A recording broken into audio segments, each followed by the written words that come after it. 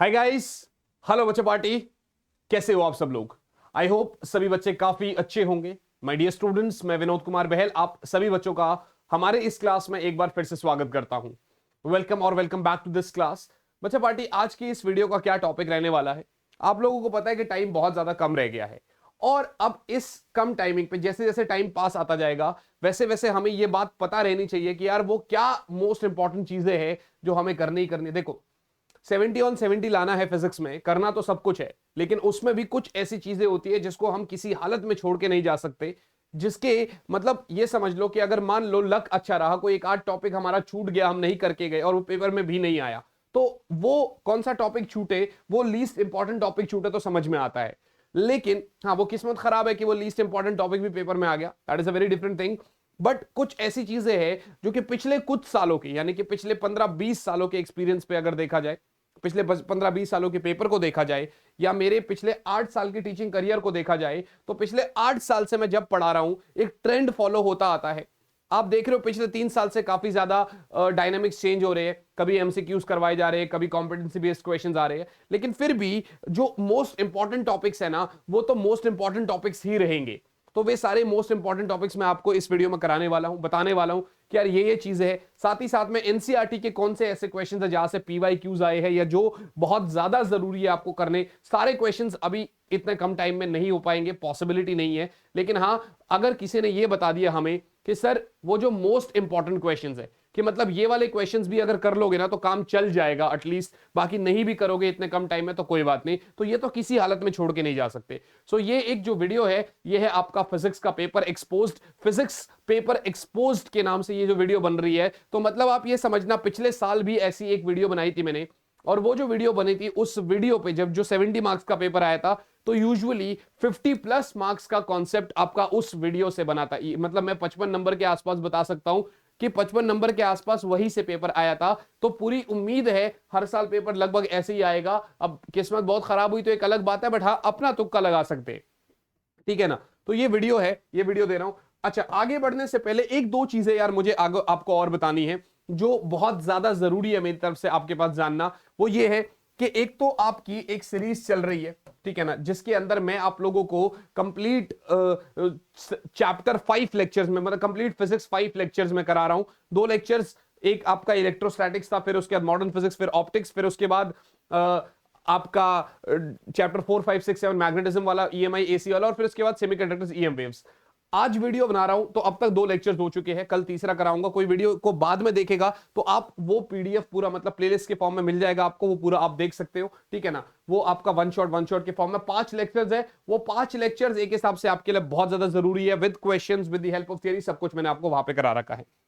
दूसरी चीज ये है कि आप लोग को यार टेलीग्राम चैनल ज्वाइन करना है। नीचे डिस्क्रिप्शन में लिंक दे रखा है टेलीग्राम चैनल का, और एक और टेलीग्राम चैनल है फिजिक्स ऑन योर टिप्स, तो ये दोनों आप ज्वाइन कर सकते हो, ठीक है ना। यहां पर आपको क्लास के सारे नोट्स, जितने भी मेरे स्पेशल क्लासेस के लिंक्स होते हैं, ये सब चीज मैं आप लोगों को प्रोवाइड करा रहा होता हूं।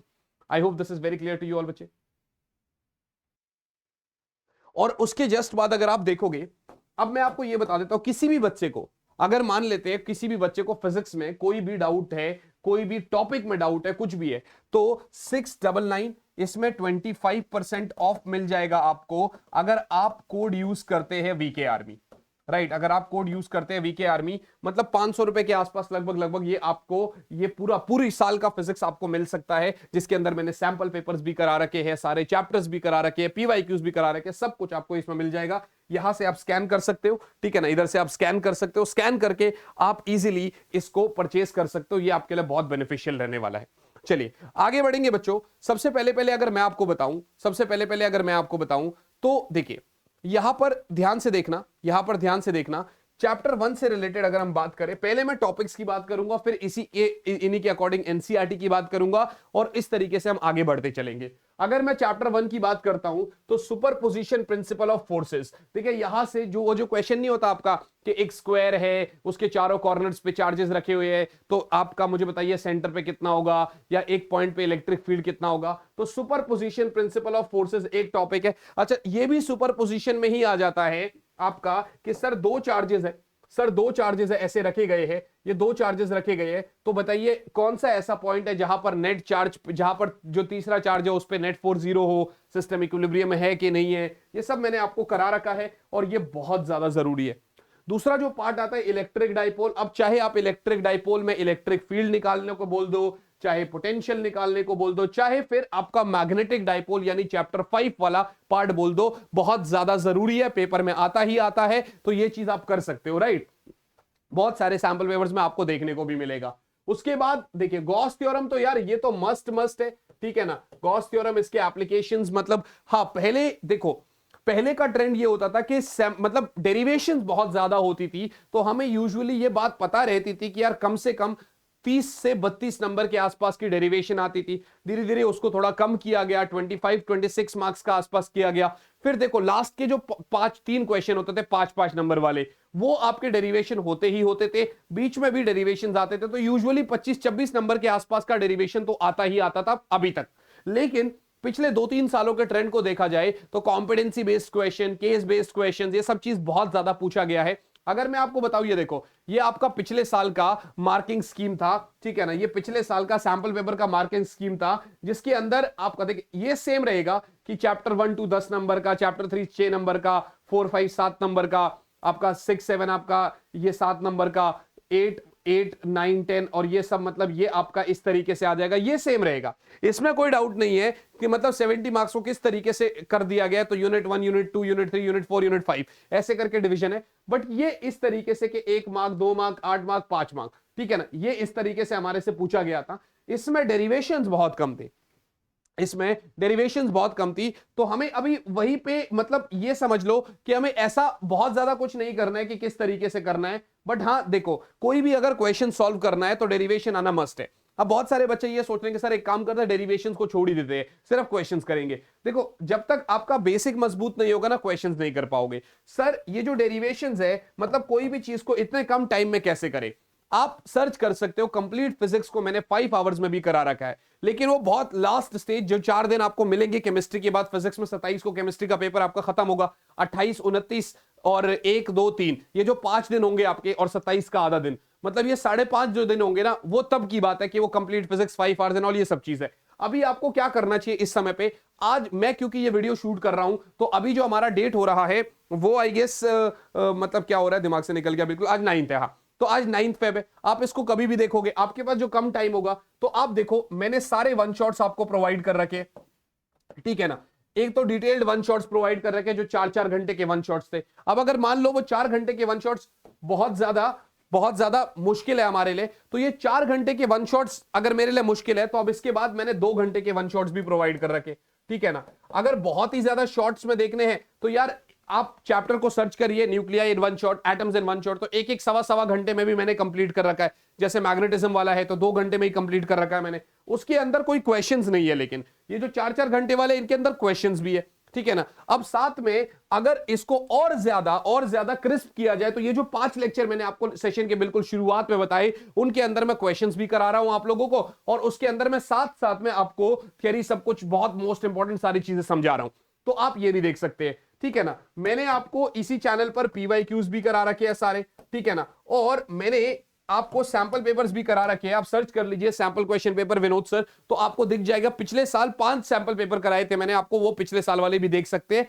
क्वेश्चन सेम रहते हैं लगभग, ठीक है ना, बहुत ज्यादा कुछ चेंजेस नहीं आते हैं। खैर चलते हैं आगे। इलेक्ट्रिक डाइपोल मैंने आपको बता दिया, तो पोटेंशियल देखिए अभी सैंपल पेपर में क्या क्वेश्चन आया, electric potential energy when external field is also there, जो कि आपका आता है ना वो Q1V + Q2V + KQ1 Q2/R, तो यहां से सैंपल पेपर में एक्सप्रेशन पूछा गया है। देखिए सैंपल पेपर का मतलब क्या होता है, कोई भी पेपर जब सैंपल के फॉर्म में बनता है तो वो बोर्ड आपको ये इतला करना चाहता है कि यार देखो ये चीजें तो बहुत ज्यादा जरूरी है, इनको तो गलती से भी मत छोड़ देना, हो सकता है कि इनमें से भी पेपर में कुछ आए। तो मोस्ट प्रोबेबली ये देखा जाता है कि यार मतलब जो आपका सैंपल पेपर का ट्रेंड है वही आपका पेपर का भी ट्रेंड हो, जरूरी नहीं है सेम हो सकता है कुछ चेंजेस आए, लेकिन ऑलमोस्ट चीजें लगभग वैसी दी जाती होती है, ठीक है ना। तो आपको उसको तो पूरा अच्छे से करना ही करना है। इलेक्ट्रिक कैपेसिटर में देखिए पोटेंशियल एनर्जी वाला एक्सप्रेशन तो डिलीट कर दिया, लेकिन मोस्ट प्रोबेबली पिछले कुछ सालों से डाई इलेक्ट्रिक के ऊपर ज्यादा फोकस किया जाता है। जब आपका कंडक्टिंग स्लैब इंसर्ट किया, डाइलेक्ट्रिक स्लैब इंसर्ट किया, या फिर बैटरी रिमेन्स कनेक्टेड तो फिर डाई इलेक्ट्रिक का क्या इफेक्ट पड़ेगा, बैटरी को डिस्कनेक्ट कर दिया तो डाई इलेक्ट्रिक का क्या इफेक्ट पड़ेगा। तो ये बहुत ज्यादा जरूरी है, इसको आप देख सकते हो। साथ ही साथ में अगर आप देखोगे चैप्टर नंबर 3 बोले तो ड्रिफ्ट वेलोसिटी पे बोर्ड एग्जाम मतलब सैंपल पेपर में भी एक्सप्रेशन पूछा गया है। पिछले काफी सालों को अगर देखा जाए तो बहुत ज्यादा जरूरी है इसका एक्सप्रेशन, मतलब डेरिवेशन भी बहुत जरूरी है, क्वेश्चंस तो एक अलग ही बात है, ठीक है ना। ईएमएफ कॉम्बिनेशन ऑफ सेल्स, देखो आपका सैंपल पेपर में इसका एक्सप्रेशन पूछा गया है आपसे, कॉम्बिनेशन ऑफ सेल्स वाला पैरेलल एक्सप्रेशन पूछा गया, पिछले साल भी पूछा गया था, तो ये भी बहुत मस्त है। किरचॉफ्स लॉ के ऊपर क्वेश्चन आपका पूछा गया है इस साल भी सैंपल पेपर में, पिछले साल भी, और पिछले सालों के ट्रेंड को देखा जाए तो ये जरूर आता है, ठीक है ना। I is equals to N E into VD, तो नॉर्मल एक रिलेशन आ गया। तो मतलब ये तीन चीजें तो ऐसी है जो आपसे पूछता ही पूछता है। देखो करना तो पूरा सब कुछ है, लेकिन क्यों ना ये वो सारी चीजें जिसको तो भाई किसी भी हालत में हमें कंप्लीट करना पड़ेगा, चाहे कुछ भी हो जाए। अब चैप्टर 4 में देखेंगे तो एप्लीकेशन ऑफ बायोट-सावर्ट लॉ, मुझे पूरा लगता है इस बार वो सर्कुलर लूप वाला जो है उसके ऊपर क्वेश्चन पूछ सकता है, क्योंकि पिछले 2-3 सालों में ये हिंट देने की कोशिश कर रहा है, उससे रिलेटेड क्वेश्चन पूछने की कोशिश कर रहा है। हाँ, ये मस्त आता है पेपर में, force between two parallel current carrying wires, वही आपका 2 ये μ0/4 पाई 2I1I2/d into length of the conductor, जो भी आप जहां तक आप निकाल रहे हो, ठीक है ना। एमसीजी और कन्वर्जन बहुत इंपॉर्टेंट है, मैंने काफी सारे क्वेश्चंस करा रखे आपको, आप ये भी देख सकते हो। और एम्पेयर सर्किट लॉ, इस बार देखो सोलेनॉइड और टोरॉइड के मतलब डेरिवेशन जानने के ज्यादा चांसेस नहीं है, बट स्टिल टोरॉइड तो सिलेबस में नहीं है, तो सोलेनॉइड का जो B = μ0 × Ni है, एक बार देख लेना जरूर, ठीक है ना। चैप्टर 5 में बहुत सारी चीजें इसने डिलीट कर दी। पहले तो चैप्टर 1 का रेप्लिका है, तो अगर चैप्टर 1 आपको अच्छे से आता है तो बस आपको P को M से रिप्लेस करना है, राइट बच्चा पार्टी। बस आपको क्या करना है, P को M से रिप्लेस करना है। वहां पर अगर P sin थीटा है तो यहां MB sin थीटा है, वहां P cos थीटा है तो यहां MB cos थीटा है। तो पहले तो चैप्टर 1 से रिलेटेड पूरा है। हाँ, बाद में मैग्नेटिक प्रॉपर्टीज, पैरामैग्नेट, फेरोमैग्नेट, डायमैग्नेट, ये सब चीज आप कर लेना। जो मैंने आपको 3-4 टॉपिक्स कराए थे, आपको ससेप्टिबिलिटी, ठीक है ना, आपका इसमें मैग्नेटाइजेशन, इंटेंसिटी ऑफ मैग्नेटाइजेशन, वो जो 4-5 टर्म्स करवाए थे लास्ट में, जरूर मेरे वन शॉट में चले जाना, वहां से आपको दिख जाएंगे, कर लेना। इसके ऊपर मुझे लगता है कि इस बार 1 नंबर का तो सवाल जरूर पूछेगा उसके लिए, कंपैरिजन के लिए, कि भैया इसकी ससेप्टिबिलिटी क्या है, किसकी ज्यादा है, या प्रॉपर्टीज पूछ सकता है आपसे। चैप्टर 6 की तरफ चलेंगे तो सेल्फ इंडक्शन और म्यूचुअल इंडक्शन, 2 ही टॉपिक्स है इसके अंदर जो कि मोस्ट इंपॉर्टेंट है। बाकी जो थियरी है, थियरी के ऊपर अगर कोई 1-8 नंबर का क्वेश्चन आ गया तो एक अलग बात है। और एसी जनरेटर बहुत ज्यादा जरूरी है, आपको पता ही है, बहुत बड़ा टॉपिक है, तो आपको पता ही है, मतलब टॉपिक छोटा है, बहुत बड़ा इंपॉर्टेंट टॉपिक है ये। एलसीआर सर्किट हर साल क्वेश्चन आता है, मस्ट है भैया, बिल्कुल छोड़ के नहीं जा सकते। ट्रांसफार्मर के साथ कोई रिस्क नहीं ले सकते। Power in an AC circuit पे मेरे को ऐसी फीलिंग आती है कि इस बार या तो ये या रेजोनेंस। अब एलसीआर में ही रेजोनेंस आ जाता है, लेकिन फिर भी जो क्वालिटी फैक्टर वाला है, मुझे उम्मीद है Q = 1/R√L/C, मुझे उम्मीद है कि इसके ऊपर आपसे क्वेश्चन पूछ सकता है, तो इसलिए आप इसको भी इग्नोर नहीं कर सकते। Got it guys. अब अगर आप ध्यान से देखोगे तो चैप्टर 8, अच्छा ठीक है, ये वीडियो जो मैं बना रहा हूं अभी तक आप पहुंच गए हो तो इसका मतलब आप बहुत ज्यादा सीरियस हो। और अगर आपने इस वीडियो के नीचे कमेंट करके मुझे बताई 2-3 चीजें, जैसे कि आपकी तैयारी कहां तक है, क्या आप ये सब चीज टॉपिक्स आपने कर ली है, और ऐसी क्या चीजें जो आपको चाहिए, तो मैं आप लोगों की पूरी प्रॉमिस करता हूं कि यार जैसे फिजिक्स का ये बना, तो मैं बाकी सब्जेक्ट्स में भी आपका पेपर एक्सपोज वाली वीडियो जरूर बनवा दूंगा, ठीक है ना।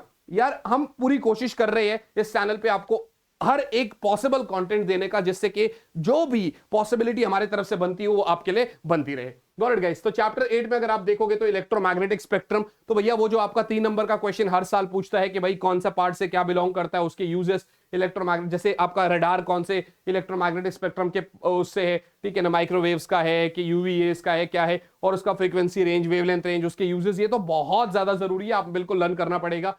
U = UV आपका, जो कि यूजुअली आपका 2019 के सैंपल पेपर में भी पूछा गया था और 2019 के पेपर में भी पूछा गया था, प्रूफ करने के लिए एनसीईआरटी का क्वेश्चन भी है, तो बहुत जरूरी है।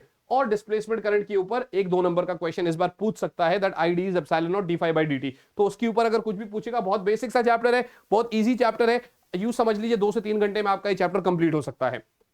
चैप्टर 9 की बात करें तो लेंस मेकर्स फॉर्मूला मस्त है भैया, किसी हालत में नहीं छोड़ सकते। प्रिज्म के ऊपर क्वेश्चन देखने को मिला है तो हो सकता है। माइक्रोस्कोप, टेलीस्कोप आपको पता ही है, मुझे बोलने की जरूरत ही नहीं है। और टीआईआर से नॉर्मली आप देखिए एप्लीकेशन पे तो ज्यादा क्वेश्चन नहीं आएंगे, बट आप μ = 1/sin IC, उम्मीद है मुझे वो वाला क्वेश्चन पूछने की ज्यादा चांसेस है, जो कि मतलब एक नीचे सोर्स रखा हुआ है और उसके से लाइट जाती है तो वो सरफेस पे रिस्ट्रिक्ट हो जाती है, तो वो वाला क्वेश्चन आपसे पूछ सकता है। Got it guys. Wave optics में आपको पता है पोलराइजेशन आपका डिलीट हो गया तो एक मेजर हिस्सा तो वैसे ही नहीं है आपके पास। हाँ, इंटरफेरेंस और डिफ्रैक्शन की बात करें तो भैया जैसे अभी इस बार आपका लास्ट ईयर क्या पूछा, इंटेंसिटी का एक्सप्रेशन पूछ लिया, उससे पिछले बार भी पूछा था। तो देखिए यहां से बहुत इजी क्वेश्चंस बनते हैं, फॉर्मूला बेस्ड, डिफ्रैक्शन इंटरफेरेंस के बीच में आपसे डिफरेंस पूछ सकता है, ठीक है ना, और फॉर्मूला बेस्ड क्वेश्चन आपसे पूछेगा यहां पर, तो फॉर्मूला आना बहुत जरूरी है। आई मैक्स का क्या फॉर्मूला, आई मिनिमा का क्या फॉर्मूला है, फ्रिंज विड्थ का क्या फॉर्मूला है, दोनों मतलब सेंटर से डिस्टेंसेस किसका है, डार्क फ्रिंज का क्या डिस्टेंस है, ब्राइट फ्रिंज का क्या डिस्टेंस है, तो ये बहुत ज्यादा जरूरी है, आपसे पूछता है, ठीक है ना। चैप्टर देखिए, अब मॉडर्न फिजिक्स की बात करें, थ्योरेटिकल चीजें हैं, मैंने बहुत सारे क्वेश्चंस करा रखे इसी चैनल पर भी, पर आइंस्टाइन इक्वेशन मस्त है भैया, ग्राफ्स तो पूछेगा, मतलब ग्राफ से तो क्वेश्चन इस चैप्टर में नहीं आया तो फिर किसी चैप्टर में क्या ही आएगा, ठीक है ना। और डी ब्रॉगली तीन ही टॉपिक्स है इसके अंदर, और तीनों टॉपिक्स आपके पता है तीन चार फॉर्मुलाज है, उन्हीं के ब्याह पे कहीं से भी कैसे भी क्वेश्चन घुमा लेगा आपके लिए। यूजुअली वैसे वाले क्वेश्चन ज्यादा देखने को मिलते हैं कि पोटेंशियल बराबर है तो बताइए वेलोसिटीज का रेशियो बताइए, डी ब्रॉगली वेवलेंथ का रेशियो, मतलब ये सारी चीजें आपसे पूछ सकता है, ठीक है ना। उसके बाद अगर आप देखेंगे तो चैप्टर 12 में तो सारे ही फॉर्मूलाज है, बट ये फॉर्मूले पे ज्यादा क्वेश्चन पूछा जाता है, या फिर वो E2 - E1 = h न्यू, ठीक है ना। ये सारे फॉर्मूलाज है। मेरी ये आपसे सलाह है कि देखिए एटम्स में कैलकुलेशन थोड़ी बल्कि है, लेकिन फॉर्मूलाज है सारे, तो सारे फॉर्मूलाज आपको लर्न करने चाहिए। कोई भी ऐसा फॉर्मूला ऐसा नहीं हो सकता है जो आप छोड़ दें या फिर आपसे छूट जाए, छूटना बिल्कुल नहीं चाहिए, कुछ भी आपको करना चाहिए और आप कर सकते हैं। Got it guys. इसके बाद अगर मैं चैप्टर 13 की तरफ चलूं तो भैया आपको पता है mass defect, binding energy curve कितना ज्यादा इंपॉर्टेंट है आपको पता है। हाँ, इधर देखो, इधर एक और ग्राफ है एटम्स में जो आपका पोटेंशियल एनर्जी और दोनों के बीच में डिस्टेंस से पूछता है, ठीक है ना। पोटेंशियल एनर्जी और आर का जो ग्राफ पूछता है वो ये जो मतलब जो न्यूक्लियर फोर्सेस के बारे में बोल देता है कि भैया कब आपका पोटेंशियल एनर्जी नेगेटिव क्यों है, वो जो ऐसा ग्राफ बनाते हो ना, ये बहुत ज्यादा जरूरी है, ठीक है ना। मुझे उम्मीद लग रही है कि इस बार ऐसा ग्राफ पूछेगा आपसे, या तो क्वेश्चन जरूर पूछ लेगा कि आर नॉट से बढ़ा दिया तो क्या फोर्सेज है, रिपल्सिव है क्या अट्रैक्टिव है, आर नॉट से कम कर दिया तो क्या फोर्सेज है, तो ये सब आपको पढ़ना पड़ेगा। ये सारी मैंने आपको अपने वीडियोस में करा रखा है। Mass defect, binding energy curve बहुत जरूरी है। देन न्यूक्लियर रिएक्टर, मैं बहुत श्योर नहीं हूं इसको लेके, बट हाँ मैंने डाल दिया कि चलो ठीक है, तीन ही टॉपिक्स है तो इसमें कुछ छोड़ने का सवाल नहीं उठता है। तो मतलब ये तो हो गया। मैं कुछ अभी बहुत इंपॉर्टेंट बातें बताने वाला हूं कि यार क्या क्या पहले कर लेना चाहिए कि स्मार्टली काम करें अभी हम इस समय पे, ठीक है ना। चैप्टर 14 बहुत इजी चैप्टर है, तो ये बहुत छोटा चैप्टर आपसे बना दिया इसने, सब कुछ तो डिलीट कर दिया, बस पीएन जंक्शन की थ्योरी आपको बता रहा है, रेक्टिफायर पूछ रहा है जो कि मस्ट है, बहुत जरूरी है, फॉरवर्ड बाइस रिवर्स बाइस, और शुरुआत की थ्योरी है, उसमें कोई इतना ज्यादा कोई बहुत ज्यादा खास बात नहीं पूछ सकता है, मेन पीएन जंक्शन और रेक्टिफायर ही पूछेगा। अब मैं आपसे एक चीज बताता हूं बेटा, देखो चैप्टर 2, 3, 9, 10 और 14 अगर आपने कर लिए तो भैया 15, 7, 22 और 15 यानी 37 मार्क्स के आसपास। आप ये समझ लो 14 चैप्टर्स में से अगर आपने 2, 3, 9 और 10 और 14 अगर यही 5 चैप्टर भी सबसे पहले कर लिए तो 50% से ज्यादा का वेटेज आप उठा गए इसमें। और इसके साथ और बहुत आसान ये है कि आपने अगर मॉडर्न फिजिक्स मिला दिया इसके साथ, जो कि थियरी है आपको पता है सबसे हो जा रहा है, आसानी से बन भी पा रहा है, तो 37 + 12 मानी 49, यानी आप 70% के पेपर को काबू कर चुके हैं। तो ये बहुत आसान है मॉडर्न फिजिक्स, और ये 5 चैप्टर अगर आपने अच्छे से कर लिए, ऑप्टिक्स, इलेक्ट्रोस्टैटिक्स का पोटेंशियल और करंट इलेक्ट्रिसिटी, और आपका सेमीकंडक्टर, जो कि बहुत आसान है, बहुत इजीली आप कर सकते हो। तो स्मार्ट वर्क पे फोकस करो, हार्ड वर्क नहीं करना है इस समय पे, टाइम बहुत कम है, इतने से कम टाइम में हमें अब इस बार ये कोशिश करनी पड़ेगी कि स्मार्ट वर्क करें। अच्छा, ये तो थे वो सारे टॉपिक्स, वीडियो थोड़ा बड़ा हो रहा है, लेकिन अब मैं क्या बताने जा रहा हूं बहुत सारे बच्चे ऐसे हैं जो कहते हैं सर हमें अब टाइम है, हमें एनसीईआरटी के मोस्ट इंपॉर्टेंट चीजें बता दो। तो मैं आपको बता देता हूं भैया, देखिए अगर आप 1.7 की बात करें, क्वेश्चन की बात आप नोट करो, आज ये हो सकता है ये प्रीवियस एनसीईआरटी है, ठीक है ना, तो ये भैया प्रीवियस एनसीईआरटी है, तो कोई यार नेट से देख लेना, क्योंकि नई वाली एनसीईआरटी से मैंने इसको नहीं देखा कि ये क्या है। तो मैं अच्छा चाहिए होगा तो बता देना यार, अगर तुम्हें चाहिए होगा ना तो मुझे प्लीज बता देना, मैं नई वाले के अकॉर्डिंग एक अलग वीडियो 5 मिनट की बना दूंगा, जिसमें मैं देख लूंगा कि जो पिछले वाले में 1.7 था तो अभी कौन सा है, क्योंकि डिलीटेड हो गए चीजें, ठीक है ना। तो भैया 1.7, 1.8, 1.11, 1.22 ये सारे वो क्वेश्चन है, 1.14, 1.16, 1.18 ये सारे वो क्वेश्चन है जो प्रीवियस ईयर भी पूछे गए हैं। एडिशनल को बिल्कुल लास्ट में टच करना है, अभी बिल्कुल हाथ नहीं लगाना है, कम टाइमिंग के अकॉर्डिंग। तो पहले आप ये देखो 1, 2, 3, 4, 5, 6, 7 ये 7 क्वेश्चन है, ठीक है ना। यहां पर अगर देखा जाए तो 7 क्वेश्चंस, ठीक है ना। इधर से देखो 2.3, 5, 7, 11, 9, तो ये 5 क्वेश्चंस मैंने दे दिया आपको, ठीक है ना। 3.6, 3.9, 3.10 और 3.12, यहां से 4 एडिशनल को बिल्कुल लास्ट में हाथ लगाएंगे। 4.6, 4.7, 4.8, 4.9, 4.10, यानी कि ये आपका 5 सवाल हो गए। तो देखो पहले 4 चैप्टर्स में मैं आपको क्या दे रहा हूं, 5, 7, 12, 16, 21 सवाल दे रहा हूं। होल्ड ऑन, देखते हैं जरा टोटल कितने क्वेश्चंस बनते हैं जो मैं आपको बोल रहा हूं करने चाहिए आपको, ठीक है ना। अच्छा, फिर उसके बाद आपका 5.1, 3, 4, 7, 8, 13, 15, 1, 2, 3, 4, 5, 6, ये आसान है तो इसलिए मैंने ऐसा दे दिया था। 6.2, 8, 9 और 6.10, 6.2, 6.8, 6.9 और 6.10, तो ये मैं 4 क्वेश्चन दे रहा हूं आपको यहां से, और यहां से 7.3, 7.4, 6, 9 और 11, 5 क्वेश्चन, तो 21 वहां पर बने, 15 यहां पर बने। तो पहली किताब में मैं आपको 36 सवाल दे रहा हूं, 36 क्वेश्चंस बुक 1 से दे रहा हूं मैं आपको। आइए देखते हैं बुक 2 में कितने क्वेश्चंस बनते हैं, थोड़े ज्यादा बनेंगे, ठीक है ना। तो ये 8.3, 8.10, 8.15, ऑप्शनल को 2 मिनट साइड रखेंगे, लेकिन फिर भी बहुत जरूरी है क्योंकि 2 बार जब पीवाईक्यू पूछा गया तो इसका मतलब जरूरी है। तो भैया ये हो गए आपके 3 सवाल, ठीक है ना। रे ऑप्टिक्स की बात करेंगे तो 9.5, 9.7, 9.8, 9.14, 9.15, 9.18, 9.22, 9.23, 9.27, 9.28। अगर आप देख पा रहे हो तो ये वे सारे क्वेश्चन है जो आपके पीवाईक्यूज यानी पिछले सालों की पेपर्स में पूछे गए हैं। तो 1, 2, 3, 4, 5, 6, 7, 8, 9, 10, बड़ा चैप्टर है यार, बड़ा ऑब्वियस सी बात है। 2 चैप्टर अगर 15, 16 नंबर के आएंगे, जिसमें से वेव ऑप्टिक्स भी उतना ज्यादा बड़ा नहीं है, तो फिर आपको करना पड़ेगा। अच्छा, वेव ऑप्टिक्स में मैंने नॉर्मल में सिर्फ 2 ही क्वेश्चन दे रखे हैं, ऑप्शनल में से 3 क्वेश्चन दे रखे हैं, तो ये आपको कर लेने चाहिए। नॉर्मल ऑप्शन सारे ये आपके पेपर में ही आए हुए हैं। डुअल नेचर में से 5 सवाल दे रखे हैं मैंने। एटम्स में देखिए कौन कौन से है यहाँ पर, 10, 11.16, 11.26, 29, 31, 33, इसका मतलब इसकी ऑप्शनल काफी जरूरी है, ठीक है ना।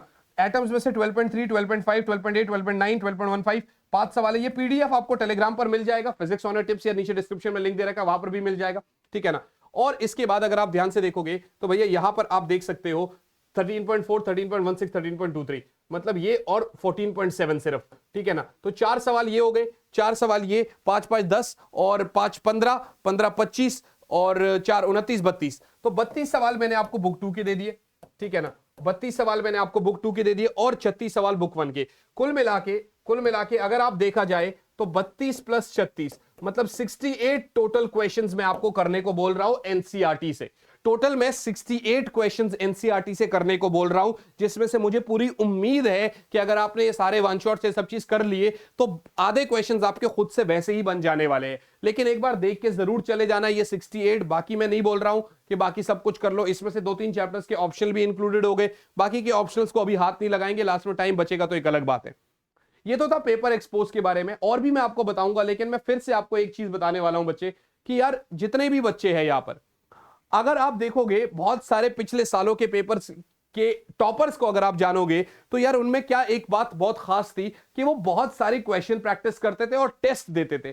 तो अभी आप लोगों में से बहुत ऐसे बच्चे होंगे जो पीवाईक्यूज तो लगा रहे हैं लेकिन कभी सैंपल पेपर नहीं लगा रहे, या टाइमिंग अनुसार आप लोग टेस्ट नहीं दे रहे हैं, या फिर टाइमिंग अनुसार आप लोग टेस्ट नहीं दे रहे हैं। तो यार ऐसा है बच्चे, टेस्ट देना बहुत ज्यादा जरूरी है, सैंपल पेपर को सॉल्व करना बहुत ज्यादा जरूरी है। टाइमिंग को ब्लॉक करो, 3 घंटे का टाइम ब्लॉक करो, देखो कितने मार्क्स आपके आते हैं, कितना क्या है क्या नहीं है।